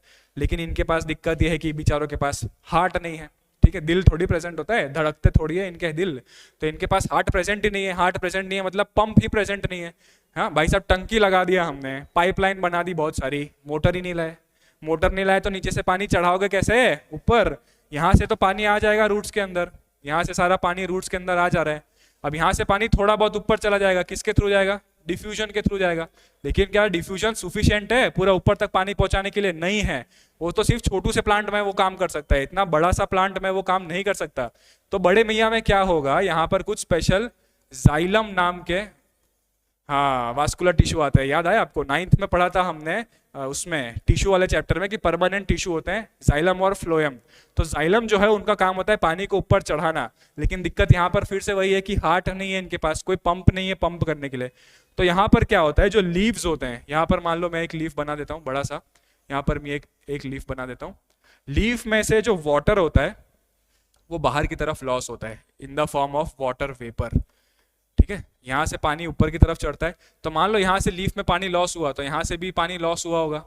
अब यहाँ से पानी लॉस हुआ तो उसके नीचे वैक्यूम बन गया, वैक्यूम बना तो यहाँ का पानी ऊपर चढ़ा, यहाँ का पानी ऊपर चढ़ा तो नीचे वैक्यूम बन गया, उसने उसको पानी ऊपर खींचा, उसके नीचे वैक्यूम बन गया, उसने ऊपर खींचा, उसके नीचे वैक्यूम बन गया, उसने ऊपर खींचा, और ऐसे करते करते करते करते करते करते जो हमारा पानी है वो हमारे बड़े से झाड़ में, बड़े मियाँ में ऊपर की तरफ चढ़ रहा है। तो छोटू सा प्लांट होगा तो diffusion is sufficient for the transportation of water, लेकिन अगर वो बड़े मियाँ में कन्वर्ट हो जाएगा तो वहां पर फिर डिफ्यूजन के थ्रू ये प्रोसेस पॉसिबल नहीं है। वहां पे स्पेशल टाइप के वास्कुलर टिश्यूज आते हैं जिसका नाम होता है जाइलम, और उसमें पानी जो है वो इस प्रकार से ऊपर की तरफ चढ़ता है सक्शन प्रेशर के थ्रू। जैसे हम स्ट्रॉ से पानी पीते हैं ना, तो हम क्या करते हैं, उसके अंदर का जितना भी एयर है उसको हम सक कर लेते हैं अपने अंदर, तो पानी अपने आप स्ट्रॉ में ऊपर की तरफ आ जाता है जब हम कोल्ड ड्रिंक्स पीते हैं, पानी पीते हैं उस टाइम पर, ठीक है। तो सिमिलर टाइप यहाँ पे भी हो रहा है, और ये जो प्रोसेस होता है लॉस ऑफ वाटर वेपर उसको बोला जाता है ट्रांसपीरेशन, ठीक है। ये भी आपने पढ़ा ही होगा लोअर क्लास में, इसको बोला जाता है ट्रांसपीरेशन। ट्रांसपीरेशन क्या है, it is loss of water from the aerial parts of the plant in the form of water vapour, ठीक है। This is known as transpiration. अब आगे की तरफ देखते हैं हम लोग, इसका थोड़ा टेक्स्ट में लिखा होगा, यही सब बातें जो है यहाँ पे मैंने लिख दिया है ऑलरेडी, टाइम वेस्ट ना हो इसलिए। In the young plants the distance between water absorption and it's need is very close, ठीक है। जहाँ से वाटर एब्जॉर्ब हो रहा है और जहाँ तक पहुँचाना है वो डिस्टेंस बहुत ही छोटा है। The roots absorb ions from the soil which creates an ionic gradient. जो रूट्स होता है वो क्या करते हैं, सॉइल में से आयंस का एब्जॉर्प्शन करते हैं, और उसकी वजह से आयोनिक ग्रेडियंट होता है कि रूट के अंदर आयंस ज्यादा हो जाते हैं, बाहर कम हो जाते हैं, तो वाटर फिर उसी ग्रेडियंट के थ्रू वाटर अंदर की तरफ आ जाता है। To compensate this ionic gradient water flows inside the roots, rest of the transport occurs due to the concentration difference, और इसी को हम लोग कहते हैं डिफ्यूजन। तो छोटू से प्लांट में डिफ्यूजन होता है। But when the size of the plant increases and it becomes a tree, वो बड़े मियाँ में कन्वर्ट हो जाता है, the diffusion can not transport the water. अब डिफ्यूजन जो है वो इसके थ्रू ट्रांसपोर्टेशन नहीं करवा सकता। Hence secondary vascular tissues like xylem and phloem are made inside the plant. Xylem में जो ट्रैकिड्स एंड वेसल्स प्रेजेंट होते हैं, they form a continuous network for the transportation of water, but still a pressure is required to reach very long height, क्योंकि pump नहीं है इनके पास। सो क्या होता है, ट्रांसपीरेशन होता है इनमें। Transpiration is the loss of water in the form of water vapour from the aerial parts of the plant. This transpiration creates a transpirational pull. ये ट्रांसपीरेशन क्या करते हैं, ऊपर से ट्रांसपीरेशनल पुल क्रिएट करते हैं, सक्शन प्रेशर क्रिएट करते हैं। It creates a transpirational pull which helps the water to reach at very heighted plants. Plants uses only 5 to 10% of the absorbed water, and the rest of the 90 to 95% water is lost in transpiration. तो आप ऐसा समझो कि plant जितना भी पानी absorb करते हैं सॉइल से, ठीक है, उसका सिर्फ वो 5 to 10% वाटर ही यूटिलाइज करते हैं फोटोसिंथेसिस में। बाकी का जो 90 से 95% वाटर है वो लॉस्ट हो जाता है इन द फॉर्म ऑफ ट्रांसपीरेशन, ठीक है। Transpiration is also helpful in temperature regulation of plant. So transpiration जो है वो प्लांट का टेम्परेचर रेगुलेट करने के लिए भी काम करता है। जैसे हमको बहुत ज्यादा गर्मी लगती है तो हमारी बॉडी क्या करती है, स्वेटिंग करती है, ठीक है, पर्सपिरेशन बोला जाता है उसको। हमारे में ट्रांसपिरेशन नहीं बोलेंगे उसको, हमारे में उसको पर्सपिरेशन बोला जाता है। और वो पसीना आता है हमको, उसके थ्रू हमारा बॉडी जो है वो कूल डाउन होता है। वैसे ही जो प्लांट्स है उनके अंदर जो ट्रांसपिरेशन का प्रोसेस है, अगर हमारे में पसीना आ रहा है वो भी वाटर के फॉर्म में लॉस हो रहा है, इनके अंदर भी जो पानी है वो वाटर के फॉर्म में लॉस हो रहा है। तो ट्रांसपिरेशन का काम दो होता है, एक तो पानी को ऊपर चढ़ाना विद द हेल्प ऑफ ट्रांसपिरेशनल पुल, और दूसरा काम होता है उसका टेम्परेचर रेगुलेशन करना बॉडी का, प्लांट बॉडी का। समझ में आई बात? तो ये तो जो था वो वाटर का ट्रांसपोर्टेशन था। अब हम आगे देखते हैं कि फूड का ट्रांसपोर्टेशन कैसे होगा। अगर फूड का ट्रांसपोर्टेशन करवाना है तो फूड का ट्रांसपोर्टेशन कैसे होगा, तो उस कंडीशन में मान लो फूड बनता कहाँ है, सबसे पहले तो ये बताओ कहाँ बनता है फूड? लीफ में बनता है, ठीक है। तो मान लो ये एक बड़ा सा लीफ है और ये लीफ में क्या चल रहा है, फोटोसिंथेसिस चल रहा है। इसने बना दिया बहुत सारा फूड, ठीक है, इसने बना दिया बहुत सारा फूड, ठीक है। लीफ को किचन बोला जाता है ना प्लांट का, तो मान लो इसने बहुत सारा फूड मटेरियल बना दिया। यहाँ पे ये सब येलो वाला जो भी है, व्हाइट वाला जो भी है, वो फूड मटेरियल है। अब मान लो नीचे यहाँ पर रूट्स प्रेजेंट है प्लांट के, ये रहे रूट्स, और वो रूट्स को चाहिए फूड। ठीक है, रूट्स को भी जिंदा रहना है ना, उसको भी एनर्जी चाहिए। अब वो फूड मांग रहा है, अब कहाँ से जाएगा यहाँ से फूड? ऐसे उड़ के तो जा नहीं सकता यहाँ पे फूड, जाइलम के थ्रू भी नहीं जा सकता क्योंकि जाइलम में क्या प्रेजेंट है? पानी प्रेजेंट है। तो फिर एक स्पेशल टाइप का दूसरा सेकेंडरी वास्कुलर टिश्यू आता है, यस, जिसका नाम होता है फ्लोएम। तो मान लो ये एक पाइपलाइन है जो यहाँ से यहाँ तक गई, कहाँ से कहाँ तक गई? लीफ से गई टू द रूट्स। रूट्स ने मांगा खाना, लीफ ने बनाया खाना, अब वो लीफ ने जो खाना बनाया है वो रूट्स तक पहुंचाना पड़ेगा। तो रूट्स तक कैसे पहुंचता है? With the help of a secondary tube which जिसको बोला जाता है फ्लोएम। ठीक है, this is known as PHOLOEM, phloem. इस फ्लोएम में जो है फूड का ट्रांसपोर्ट होता है, जैसे जाइलम में वाटर का ट्रांसपोर्ट होता था। अब क्या करेगा? ये जो फूड पार्टिकल है वो यहाँ पर आ जाएगा, यहाँ से वो फिर यहाँ मूव करेगा, यहाँ से यहाँ मूव करेगा, यहाँ से यहाँ मूव करेगा, यहाँ से यहाँ मूव करेगा, और फिर यहाँ से वो चला जाएगा रूट्स के पास में। ठीक है, फिर रूट्स जो है उसको यूटिलाइज कर लेगा अपने काम के लिए। बनाया किसने था इसको? लीफ ने बनाया था। अब यहाँ पे दो चीजें बहुत ज्यादा इंपॉर्टेंट है।